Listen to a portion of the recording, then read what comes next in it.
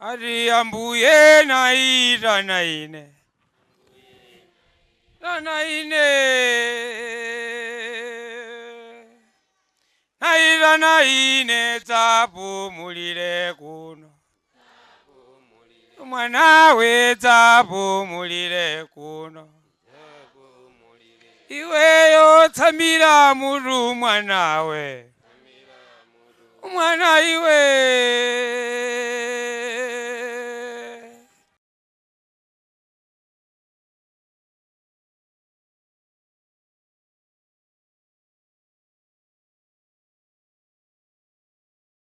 Greetings in the name of Jesus Christ. My name is Gondwe. I'm one of the members of the Lord's Church. Now, let me welcome you also to this program, as this is the first time to record this program, and we're going to be calling it Preacher and His Work. This program is designed to bring men who are preachers or evangelists who have worked for the Lord, so that they should be able to share their experience in the church, which will be helpful to us today, as we are also, or as it is also going to be helpful to others who are going to come, who are preparing to become preachers. And as we are going to be bringing these men, they are going to share some of the information, some of the things which they experienced back then, so that it should be able to shape us, even us today, to know where the church is coming from, and also can be able to help us to know where we may end up one day. We know when the church began in the book of Acts chapter 2, Paul also pointed out in the book of Ephesians chapter 4, verse 11 and 12, that it was the design of God, or the plan of God, to put elders in the church, or to put pastors in the church, to put teachers, apostles, and also prophets in the church, including the evangelists, who are also called preachers. So, knowing this, that the church had, the plan of God was to put these men in the church, it is important for us again to focus on these preachers, because we know Paul, Timothy, and different men in the church, they were also preachers. So when you go to the book of Acts, we are going to see the history of the church, what some men did. And in this program is designed to bring these preachers who have worked also for the Lord, from the time they became Christians up to this point. So today, as also introducing this program, in the studio today, we have got this man who has been preaching for 24 years. He is still preaching. And it's good for us to be able to have him today, so that he should be able to share what he experienced since the day he became a Christian, and most importantly, since the day he became a preacher. So today, I would like to introduce to you this man who is next to me. I'll be able to give him this opportunity to be able to tell us his name, where he's coming from, and also be able to share more information as a preacher, which is going to be helpful to us and also for others who are preparing or who are planning to become preachers. So let me welcome you to this program. Oh, thank you very much. Especially thank you for being the first people, maybe this person, to talk about the background of the preaching sessions in the Church of Christ. My name is Austin Chivwati Gondwe. I was born 65 years ago in a family of Dixon Chivwati Gondwe in Rumpi. I was born on 18th August 1958. I also got married on 18th August 1985. So my birthday is also my marriage day. What a coincidence. Yeah, so I have 5 children, all men, all boys. They're grown up. But the time I was getting married, I was looking like this. Okay. Yeah, that time I was 27 and my wife was 21. We're talking a lot of years ago. Yeah. Yes. Maybe I talk about my father a bit. Yeah, it's good for us for us again to know where we're coming from. My father is Dixon Chivwati Gondwe, who was married to Trines Mfune, who is not in this world now. We were known as successful farmers in the village called Changawa or Chozori, but in those old days it was called Buira. Okay. Buira village. And he was among the first converts of the Church of Christ in Rumpi in 1960. 1960. 1960 is when my father was baptized. On the day of his baptism, there are some people who also witnessed his baptism. I saw them know that some of them are no longer in this world. In fact, all of them are no longer in this world. There was a Doyle Giria was there on that day. That's American missionary. Yes, missionaries who were stationed at Ruaha Mission in 1957. Yeah. So in 1960, they came to the Rumpi West and they preached. Among that team, we call them Harawa brothers, Kemetron and Mkonyoka. So they were together with James Judd, Doyle Gilliam, and later they were joined by Andrew Conner. I'll talk about Andrew Conner because he has not been talked much about the mission work in Malawi, but he did a lot. On that day, so he was baptized. Later on, in fact, my mother was first to be baptized, then my father was baptized. Yeah. Later so on. Together as a family, they were the first first converts. Later on, his brother. And immediately when they were baptized, after a day or two, they were picked to go to the Ruaha Mission to be trained, which was very strange in those days when you are just baptized and they take you to the mission center to be trained, just to get on-hand training and also theory, to get the skill of preaching and to get knowing about the Bible. He was still very young at that time. I think it was in 1960. And that time I was only 2 years old. Okay. Yeah. But I heard about it because he told me about this. But what is interesting much about him is that he got trained for about a month or so. Immediately after training, he was sent to Blantyre at Red Cross, where there was also a church near Red Cross. I think Red Cross is still in the It's still there, yes. He was sent there as an internship to get the skill and practice it. They didn't send him to the north, but he was sent to Blantyre for 2 weeks to teach some young converts there. Because he was among the young, but he was trained more than them. So he was there for about 2 weeks, which was not common again in those days. So that's how we have been brought up in that family. But we are also good farmers. We made sure that the whole family had good enough food. So we always remember the Gilliam, the Judd, the Harawa brothers, Kemeton and Mkonyoka. Are those brothers still? No, they are no longer. All these. From Judd is no longer there. Gilliam is also not longer in this world. The Harawa brothers, they are no longer in this world. But these people, they witnessed the baptism of my father. Okay. And these people, there are people who recommended him to go for training immediately. And they said, no, you go to Blantyre for teaching. That's what happened in 1960. Okay. Yeah. I think it's good that they realize that once someone is baptized, he needs to be trained so that he'll be able to stand firm in the Lord's church. So it's very important. Now, as you have talked, I know you have just said briefly about the history of your father.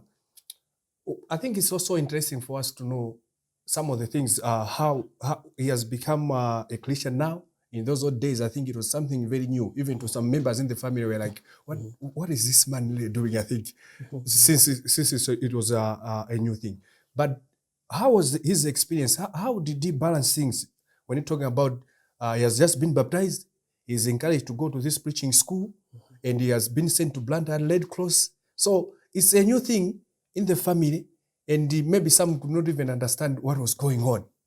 It was new. But do you have an idea of how he balanced his life of preaching and taking care of the family now? There's that conflict sometimes. First thing is, Christianity is a reigning religion. Yes. So you can't just baptize someone and leave him up, and expect him to remain faithful. It's not like you are born, then you are a member of the church. No, it's a reigning religion. So the emphasis was training people soon after baptism. But in our area, because there was no Church of Christ in that area, they thought of using him because as a new person. So his brother, some other relatives they were baptized also. But he's now 91. Okay. But he was telling me that after the Blantyre trip, he came back. But he was told to preach around the area. But immediately he was also sent to Chitipa to preach, and he went there and established 2 congregations. Still new, but he was able to preach and establish congregation. The mission then Thyssen joined later on, apart from Judd. They joined him, but after joining, they said, no, we think we should send you to Chitipa to work there for 2 years. I said, no. I respect my family first, because I have a big farm, I have all food, I don't want to depend on support. That's what he said. Okay. If I go to Chitipa, I'll be depending on you. If I stay here, I'll be depending on my own. I'll be farming and feeding my family. Because in our family, he was always talking about importance of the school, going to school, and knowing the Tumbuka culture. I think you can see is the one, the Chivwati Gondwe mean is this one. Yeah.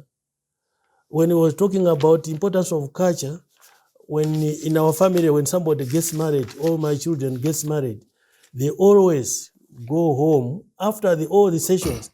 They always go home to sit down, and the old people, ancestors, would tell them that we marry once. Yeah, that's the purpose of our family, Chivwati family. My father, my grandmother, you marry once. There's no such thing like this is the Get married to this person. No. Time, you go again this is a firstborn, another firstborn there, another firstborn. No, we don't want that. We want one system. So the Bible is okay. That's good. So that's another thing. But what is important now is he didn't go to Chitipa or just serving God without serving his family. He didn't want the story of Moses, where when God appointed him, he thought that is enough. He forgot the family. He said, no, I'll take care of the family. At the same time, I'll preach. So he went for teaching in the Rumpi West, his home area. So what you are saying is when the missionary is asking him to say, okay, I should go and help in this area, he decided that it's better for me to work in this area so that I'll be able to support myself. I support myself. I don't want to depend on your support. I support myself and support my family and educate my children. Yeah.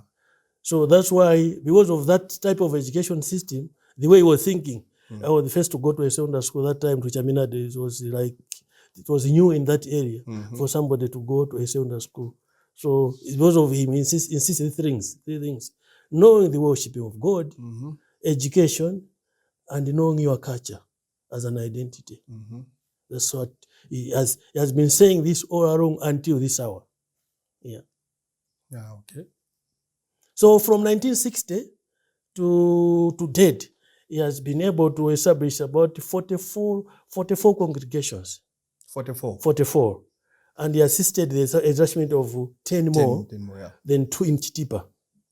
But there's another interesting thing is he was also working with a young man in Zambia, Isoka. Yeah, in Isoka district, there's a young man in Zambia. He's called John Vuarika. John Vuarika is a Zambian, but he went to Ruaga Mission just with, he was escorting other people, but he was baptized there. After baptism, the mission and over said, no, Mr. Brother Gondwe, take this young man, train him how to teach, how to preach to the people one-to-one and so on. So he stayed at home around 1980s. He stayed at home for some months before he went back to Zambia. Now he's a preacher for Church of Christ Central Lusaka Church. Yes. His origin is Ruaga and my home. He knows home. So the church also was able to extend the church through the same Vuarika to Zambia, eastern part. Yeah, I think I've talked to this man, John Vuarika. Yeah, he's still active today. Okay. Yeah, I've talked to him. He's still active today. So, as you have said, you're talking about your family. You have talked about your father, the dedication which is shown to the work of the Lord. Now, knowing that him being a father and you being a child to this man, now how was it like now growing in a family of a preacher, knowing that your father is a preacher, he has to go and preach? You have talked about 44 congregation which he has started, and also he helped another 10. It's a lot of work, and he had also a family. Now, how was it like for you now, growing up in that family now? Looking at this man who was supposed to balance the work of the Lord and also taking care of his family, and you being children, how was it like? I think, first of all, I thank God for giving me a rare chance to be born in this family. Okay. Because we don't choose where to be born, but to me, I thank God because it has helped me a lot. My father insisted on worship all the time, and every evening we used to have prayers. And the way the approach was saying about Bible stories, and he teaches everybody. That's why I have my brothers who are also very active everywhere. We have Frank in Mzuzu. Yes. People know him. There's also Emmanuel in Area 25. They know him. He's also church leader. Chivwati in Area 23, 24. He's also church leader. Kondwani, we have lost 3 in our family, 7. There are 5 boys. Kondwani is also a youth teacher at Mzuzu. But before I proceed, I think my father has also contributed, apart from Walika, but he also trained the Griffin Jerry. Yes. Griffin Jerry was picked by my father when he was just a young boy. He was picked as somebody, a right-hand young man. Because when he was going old, he needed somebody to, Yeah, to help him, to push the bike and so on. Yeah. Because John Thyssen bought him a bicycle. Yeah. So Griffin Jerry assisted him to move with him. So he has a lot of information about my father because they moved a lot. One time I was telling me a story that my father went for a debating somewhere with the denominations. But the debate ended up midnight and was pushed out in the house, and he was pushed out at night in the bush. Okay. So he had to take the bicycle, leave it, then and he had to climb a tree. He slept there. In the morning, he would see leopards coming around there at the bicycle, but he made sure that the bicycle should be somewhere. And There should still be another tree again somewhere. He was safe. So that is a story of how he has been moving in. But to be born in that family, I think, to me, I like it because when I was 14 years, he used to send us for training at the Ruaga Mission. Yeah. They were targeting people who have written standard 8 waiting to be selected. For the secondary school. So during the that 2 months, holiday. most of the people could leave their children maybe at home. But my father said, no, you have finished standard 8, you are waiting for exams, you go to Ruaga Mission for training. So we were there. Who were the teachers by then at Ruaga Mission? I can't remember, but there was one odd missionary. Thyssen could also come in. Thyssen was just coming in once in a while. Yeah, once in a while. Because Thyssen is different. I'll talk about these missionaries that are here. Oh, okay. There's John Thyssen here. There's Judd. The rest I don't know them. But here there's also John Thyssen, Judd and his son, Randy. And then the last time we met Giriam and his wife at Chawara in 1997. Yeah. But the point here is, what he did to me is that we could go there for 2 months and come back. We are not issued with certificate. Okay. But I was able to learn how to prepare a ceremony. We were supposed to teach for only 3 minutes, not more than that. But to prepare a ceremony, public speaking, I was trained when I was just 14. Dressing an interpersonal relationship, we were trained on that one at the age of 14. And the behavior. What we are taught is that you can know the Bible, but the behavior counts more. So maybe preachers of these days are good at knowing the verses and so on. Yeah, but the behavior. Yeah. And some people, they don't regard the Bible school as an important thing. They think you when you go to Bible school, you learn the Bible A to Z. The Bible is just part of it, but we have to take more time on behavior and the way you behave and the way you interact with others.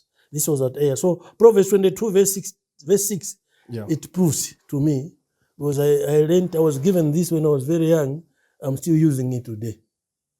Apart from I did a lot of international Bible correspondence in my life, which has assisted to add knowledge on that one. So on the 18th, I went to secondary school. I finished in June 1980. So I had to come back. I had to come to Lilongwe to look for employment. So the future of being born in there has shaped my life.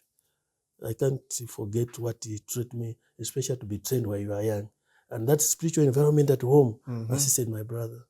Yeah. And definitely also I used to have prayers at home, and all my sons, there was one of my sons was a good song leader. We used to be singing at home, preaching at home. So this is very important, because one of my sons was a song leader, then I would teach and so on. This has been happening, and it assisted my children to be in the right way in handling their life in the church and outside. It's not just the church, but outside. Yeah, as we are talking about growing up in that family, I think you also mentioned about Ruaga Mission and also Brother Griffin Jerry. I've been at Ruaga Mission, and now I think it's an abandoned place. Sadly, it's an abandoned place. And also, as you mentioned about Brother Griffin Jerry, I've worked with Brother Griffin Jerry before. He has been at school, at Longwe School Biblical Studies for 2 years. Yeah. So the guy is that he was trained by your father. He thought it was wise again to come to school, and he was trained for 2 years. Probably it was because of the knowledge and also the impact which your father had on him, which helped him also to say, okay, let me go to school and study for 2 years, be able to prepare same one and continue doing what this man is doing. So regardless that your father was very helpful to you, I think we have also seen this evidence that he was helpful to others also. an example of Brother Griffin Jerry, as you have Vualika in Zambia. Vualika in Zambia, and many others also. Yes, yes. And I think it was very, very, I can see that you have a book. Yeah. My father always talks about Doyle, Judd, Thyssen all the time. He talks about these two. But when you talk about Andrew Connery, there's a special case about this Andrew Connery missionary. Okay. He was a courageous man. Judd, when he wants to preach, he was a contractor by engineer. Okay. Yeah. So whenever they go, they could construct something and stay there and preach a little. But the approach was different. Connery was a very courageous. That time the government was changing from colonial to people were uprising that period, 1958, 69, 60. And one time the roads were closed to Rumpeboma. The disc commissioner for the British, they closed the roads. You had to get a vehicle and an axe, getting all the trees which they fell on the road up to the Rumpeboma to confront the disc commissioner. How do you cross a public road? And all roads were open. While Judd and Gilliam were there, he went alone and confronted the British district commissioner. So he was very courageous. He's the one who took the church in Zambia, in Tanzania. Okay. So the wife wrote this book. It's the wife who wrote this after he died. The wife wrote this book. It's a very good one. What's the title? The title is I Walked by His Side. Okay. I Walked by His side. He's one established a church in Arusha, Mbeya and Arusha. I've been there twice to the Bible school there. Andrew Connery Bible school, preaching school. So he has a special place in my father's place in mind. Yeah. And also, as we were talking about growing up in the family of a preacher, I think you have also pointed something very important. The parents have a very great role in shaping the future of their children. There are some parents, sometimes they do not feel like it's important to encourage their children to go to a Bible school or even have time to study the Bible. They just feel like, most important nowadays, in the age which you are living in, a lot of people just feel like everyone has a choice. It's a freedom. But in your case, I think your father, your parents did a very good job. And I think even us today, those who have children, I think they just have to understand that it is their responsibility to encourage their children also to study the Bible, and also probably visit the Bible, attend the Bible school. So, all right, we are thankful for sharing that information again, talking about your family or growing up in a family of a preacher. And also, there are certain things which someone can be able to tell you that my son or my children, you have to do this and do this and do this. But I would like also to ask you to share more light on some of the things which you could say you saw. Not necessarily him telling you, but you could say, okay, because I was growing up in this family of a preacher, what did I see in this family? Because as parents, again, we have to understand this. There are certain times which you can tell your children what to do, but there are certain times which you have to, or children should be able to see. So what are some of the things which you can say that these are the things which I saw in him as a preacher? As a young man that time, what I could see almost every day is around 3 or 4 p.m. sitting down reading the Bible. You could see him doing that? Yeah, okay. Writing and reading, but I couldn't sense much because I could just see that this man is busy with this book. What is going on? And when there is a trip, maybe tomorrow, he could always say, no, I'm going, and tomorrow maybe you can see preparing the bicycle and so on. This is going wrong too. My mother could prepare him food and so on, bottled water, and had a big knife, put him on side of the bicycle. Because that time the knife was very dangerous. But what I saw most is how he was welcoming other visitors. We had Soria Mzimba from Katabe, also late. We call him they called him an English teacher. He was one who wrote the Tumbuka songs. Had very good command of Queen's language, this woman, Soria Mzimba. We had also Pastor Msoya. Pastor Msoya was somebody who could solve a problem, but in a smiling mood. Difficult problem, whether it's opinion or doctrinal. They could always talk to him, then he could solve them.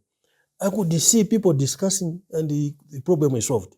And there was also Majon Temba and Mr. Chirambo. Mr. Chirambo also died. But they called him as a Bible computer.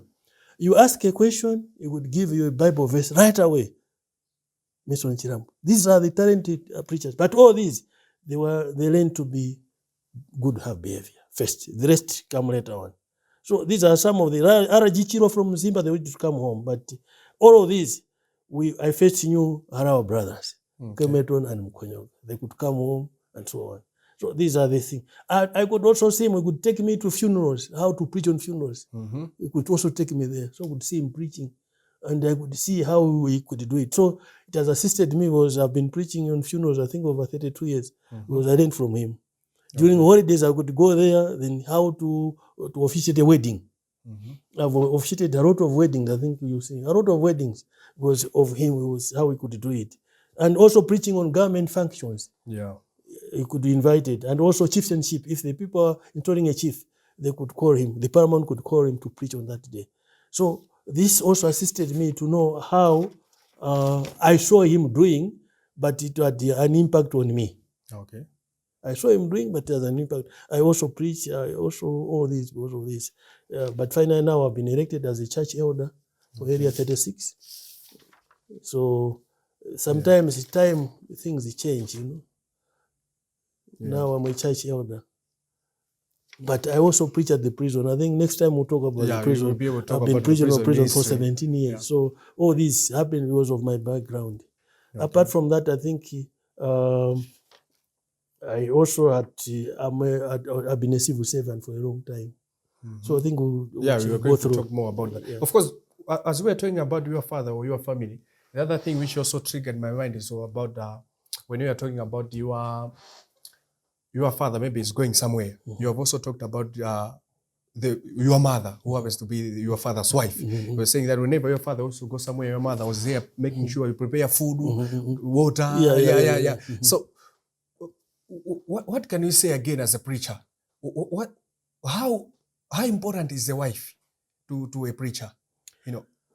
Yeah. That's a very good question. I think this is a very important question today. Yeah. A wife is a homemaker.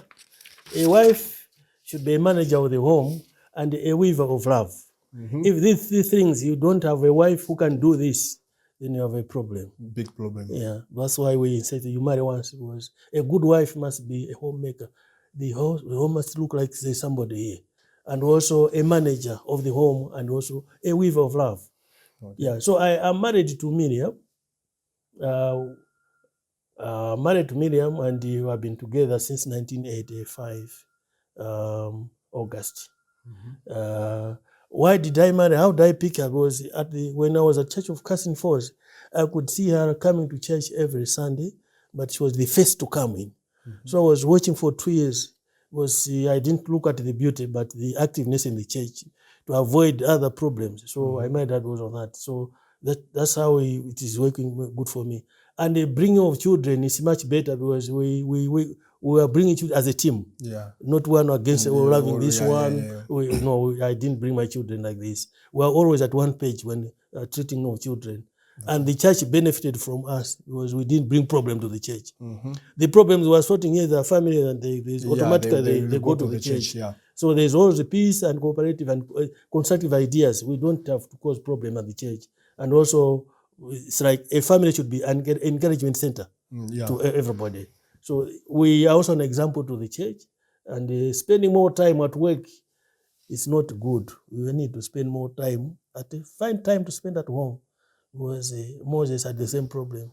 The family needs you, so that's how we can. So, and the family these days is against a lot of pressure, the human rights, freedoms, and so on. So the family is at stake.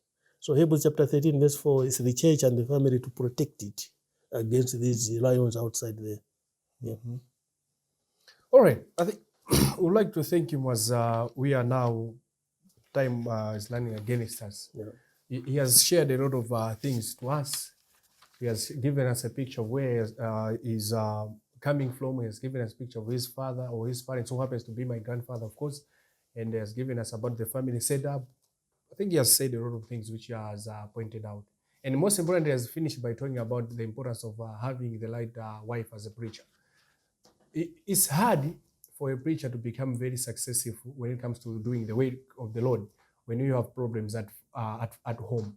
So it's very important. As he was finishing, he was pointed out something which is very important to you and also to us and to everyone who is also inspiring also to become a preacher. So would like to thank Brother Austin Gondwe for sharing that information, talking about his family, some of the things he learned from his father, some of the things he learned through experience in life. Now, we have come to an end of our first section.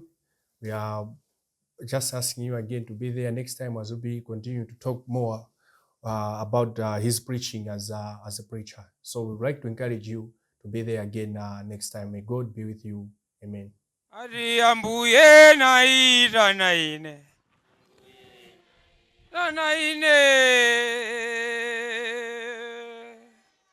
Naira naine tabu mulire kuno. Mwana we tabu mulire kuno. Iwe yo tamira muru mwana we.